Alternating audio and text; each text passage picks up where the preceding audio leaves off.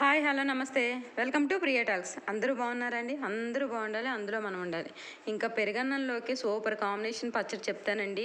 పచ్చిమిరపకాయ పచ్చడి అంత బాగుంటుందంటే ఒక్కసారి ట్రై చేస్తే ఇంకా మళ్ళీ మళ్ళీ మీరే చేసుకుంటారు. ఎక్కువ పచ్చిమిరపకాయలు చేసుకున్నప్పుడు ఇలా పండిపోతాయి కదా, పండిపోయినా పర్వాలేదు, మామూలుగా గ్రీన్ అయినా పర్వాలేదు, నీట్గా కడిగేసుకుని వాటర్ ఏం లేకుండా మొత్తం మిక్సీలో వేసుకోవాలండి.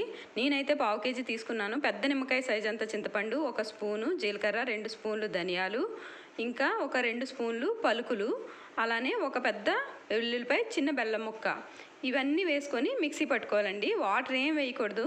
వాటర్ వేయకుండా ఆ పచ్చిమిరపకాయ వాటర్తోనే మెత్తగా గ్రైండ్ అయిపోవాలన్నమాట. సాల్ట్ వేసుకోవాలండి, కొంచెం సాల్ట్ వేసుకుంటున్నాను. మిక్సీ పట్టినప్పుడే వేస్తే మొత్తం ఆ ముద్దకి బాగా పడుతుందన్నమాట. అందుకే సాల్ట్ కూడా అప్పుడే వేసుకున్నాను.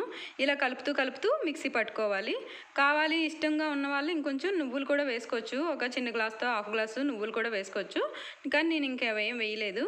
ఈ ముద్దని మనం స్టోర్ చేసుకుంటే మసాలాల్లాగా కూడా వేసుకోవచ్చు, కానీ నేను పచ్చడి చేస్తున్నానండి. ఈ పచ్చడి రూపంలో కూడా స్టోర్ చేసుకోవచ్చు. ఆల్రెడీ గోంగూర పచ్చడి చేశానండి, అది పక్కకి తీసేసి మళ్ళీ అందులోనే వేయించేద్దాము ఈ పచ్చడి కూడా.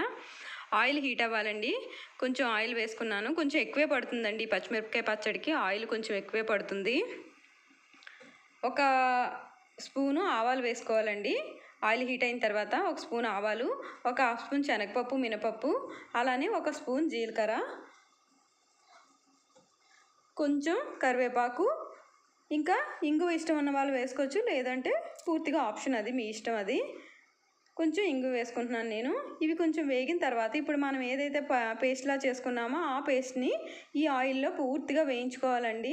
కొంచెం పసుపు వేసుకొని, ఉప్పు సరిపోయిందా లేదా చూసుకొని, ఇంకొంచెం ఉప్పు పడుతుందంటే వేసుకొని, మొత్తం ఆయిల్ అంతా పైకి తేలేలాగా, అంటే కలర్ మారిపోవాలి, ఇదంతా వేయించుకునే పద్ధతి. మీడియం ఫ్లేమ్లో పెట్టుకోవాలి స్టవ్.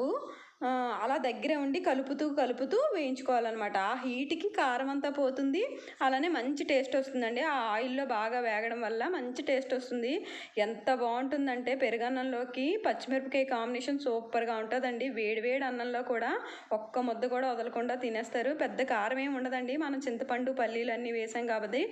దానికి తోడు మనం ఈ ఆయిల్లో బాగా ఉడికిస్తున్నాం కదా, ఈ కారం ముద్ద ఎంత బాగుంటుందంటే పచ్చిమిరపకాయ పచ్చడి అని ఒకసారి ట్రై చేయండి, మీరే అంటారు అంత బాగుంటుంది.